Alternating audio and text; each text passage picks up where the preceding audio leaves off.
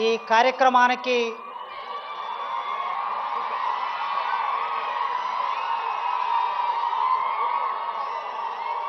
తెలంగాణ రాష్ట్ర ముఖ్యమంత్రి వర్యులు మా నల్లమల్ల ముద్దుబిడ్డ,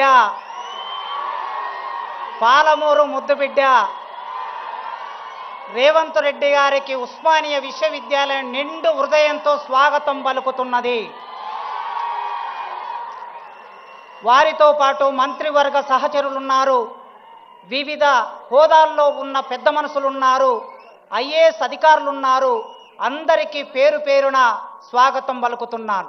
ఆర్ట్స్ కళాశాల తెలంగాణ రక్త మాంసాలతో నిర్మాణమైన ఆర్ట్స్ కళాశాల ముందు చరిత్రలో 1965లో ఈ దేశ ప్రధానమంత్రి ఇందిరాగాంధీ గారు ఈ ఆర్ట్స్ కాలేజీ మెట్లనెక్కారు. ఆ తర్వాత మొదటి ముఖ్యమంత్రి ఈ ఆర్ట్స్ కాలేజీ మెట్లెక్కారు రేవంత్ రెడ్డి గారు. చరిత్ర మౌనంగా ఉంటుంది, చరిత్ర సంభాషిస్తుంది, చరిత్ర ఒక్కొక్కసారి సంవాదం నడుపుతుంది.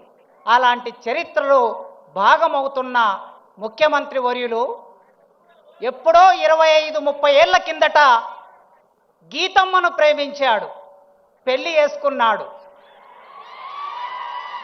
కానీ ఈ మధ్య ఇంకొక అమ్మాయిని ప్రేమించాడు ముఖ్యమంత్రి గారు. విద్య అనే పేరు కలిగిన అమ్మాయిని ప్రేమిస్తున్నాడు. విద్య, వారు ప్రతి ఉపన్యాసంలో విద్య గురించి మాట్లాడుతున్నారు. నిన్న గ్లోబల్ సమ్మిట్లో కూడా విద్య గురించి మాట్లాడారు. ఆ విద్య అనే అమ్మాయిని ప్రేమిస్తున్నారు. ఆ ప్రేమ వారి గొంతులో ప్రాణం ఉన్నంత వరకు కొనసాగించాలని ఒక టీచర్గా కోరుకుంటున్నాను. మేము ఆగస్టు నెలలో మన విశ్వవిద్యాలయ వైస్ ఛాన్సలర్ గారు కుమార్ గారు నేను కలిసి ఒక అపాయింట్మెంట్ అడిగాం. సాంఘిక సంక్షేమ శాఖ మంత్రివర్యులు అడ్లూరి లక్ష్మణ్ గారి ఆధ్వర్యంలో మేము ముగ్గురం వెళ్ళి సీఎం గారిని, అన్నా ఒక్కసారి ఉస్మానియా విశ్వవిద్యాలయానికి రండి, అక్కడ ఉన్న సమస్యలు చూడండి, ఆ సమస్యలను పరిష్కరించడానికి ఒక ఆలోచన చేయండి, మీరు తలుచుకుంటే విశ్వవిద్యాలయం రూపురేఖలు మారుతాయని మేము ఒక రిక్వెస్ట్ పెట్టగానే ఆయన ఒక్క మాట అన్నాడు, వైస్ ఛాన్సలర్ గారు, మంత్రి గారు, ప్రొఫెసర్ గారు వస్తున్నా, మీరు ఏర్పాట్లు చేసుకోండి అన్నాడు. ఇచ్చిన మాట ప్రకారం మేము సభలు పెడితే మా దగ్గరికి వస్తే మేము వారికి ఓట్లు వేయించేది లేదు, మేము చందాలు ఇచ్చేది లేదు, మేము డబ్బులు ఇచ్చేది లేదు. కానీ ఇచ్చిన మాట ప్రకారం వచ్చారు. ఆగస్టు 25వ తారీఖు నాడు మన ట్యాగూర్ ఆడిటోరియంలో జరిగిన అద్భుతమైన సభలో వారు మా వీసీ గారు వెనక ముందాడారు డబ్బులు అడగడానికి. అయినా వారే చొరవతో 1000 కోట్లు ఉస్మానియా విశ్వవిద్యాలయానికి ప్రకటిస్తున్నా అనే మాట ఇచ్చారు. ఈ రోజుల్లో ఇచ్చిన మాట మీద నిలబడే రాజకీయ నాయకులు ఎందరండి? చాలామంది ముఖ్యమంత్రులు నేను 30 ఏళ్ల కాలంలో విద్యార్థి రాజకీయాల్లో ఇప్పుడు చూస్తూ ఉన్నాను. ఈ ఉస్మానియా విశ్వవిద్యాలయం 100 సంవత్సరాల సందర్భంగా 200 కోట్లు ఇస్తామని చట్టసభలో హామీ ఇచ్చి మా ఆనాడు 100 ఇయర్స్ వైస్ ఛాన్సలర్ గారు కూడా ఇవాళ అతిథిగా ఇక్కడికి వచ్చారు. మాట ఇచ్చి మాట నిలబెట్టుకోలేదు. కనీసం 30, 40, 60 కోట్లు కూడా ఇవ్వలేకపోయారు. కానీ మొన్న మేము మళ్ళీ వెళ్ళినప్పుడు ఆయన అన్నాడు, 3 నెలల కాలం, ఆగస్టు నుంచి సెప్టెంబర్, అక్టోబర్, నవంబర్, ఇప్పుడు డిసెంబర్లో ఉన్నాం, 3 నెలల కాలంలో జీవో తీసుకొని, మీరందరూ వాట్సాప్ చెక్ చేసుకోండి, 1000 కోట్లకు సంబంధించిన జీవో తీసుకొని ముఖ్యమంత్రి గారు ఇక్కడికి వచ్చారు.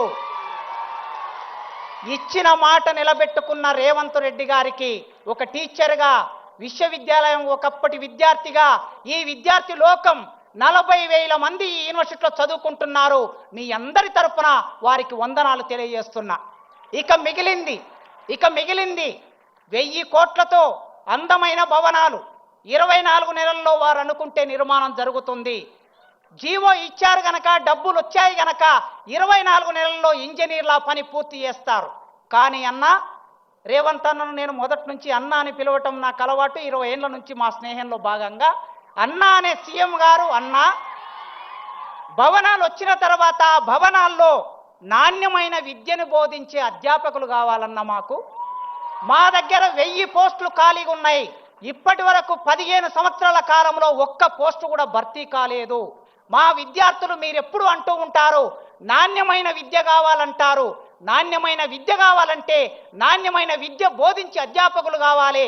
ఈ వేదిక మీద నుంచి నేను సవినయంగా కోరుకుంటున్నా, అధ్యాపకుల రిక్రూట్మెంట్కు సంబంధించి ఒక 15 రోజుల్లో మీరు ప్రాసెస్ మొదలు పెడతారని, మీరు మాట ఇస్తారని కోరుకుంటున్నాను. తప్పనిసరిగా చివరికి ఒక్క మాట చెప్పి ముగిస్తా. మేము మొన్న వీసీ గారు నేను వెళ్ళాం ఈ సమావేశానికి ఆహ్వానించడానికి. వారే ఒక మాట అన్నారు, ప్రొఫెసర్ గారు ఢిల్లీలో జేఎన్యూ ఉన్నది, మరొక చోట ఆక్స్ఫోర్డ్ ఉన్నది, ఇంకొక చోట స్టాన్ఫోర్డ్ ఉన్నది. ప్రపంచంలో ఈ విశ్వవిద్యాలయాల పేర్లు చెప్పుకుంటున్నారు. మరి తెలంగాణలో హైదరాబాద్ నగరంలో 100 సంవత్సరాలు పూర్తి చేసుకున్న ఈ ఉస్మానియా విశ్వవిద్యాలయం పేరు వాటిలాగా చెప్పుకోవాలి కదా అన్నారు. చాలా మంచి మాట చెప్పారు వారు. ఆ మాట వారే చేయగలరు. ఖచ్చితంగా ఈ ఉస్మానియా విశ్వవిద్యాలయం నాకు 16 సంవత్సరాల సర్వీస్ ఉన్నది. మీరు ఇంకొక 1000 మందిని భర్తీ చేస్తే వాళ్ళు 30 ఏళ్ళు పనిచేస్తారు. రాజకీయ నాయకుల జోక్యం లేకుండా, ఎమ్మెల్యేల జోక్యం లేకుండా, ఎంపీల జోక్యం లేకుండా, మంత్రుల జోక్యం లేకుండా పూర్తిగా సెలక్షన్ కమిటీకి వదిలేయండి. తప్పనిసరిగా నాణ్యమైన ప్రొఫెసర్లను భర్తీ చేసే బాధ్యత మా యూనివర్సిటీ వైస్ ఛాన్సలర్ కుమార్ గారు తీసుకుంటారు.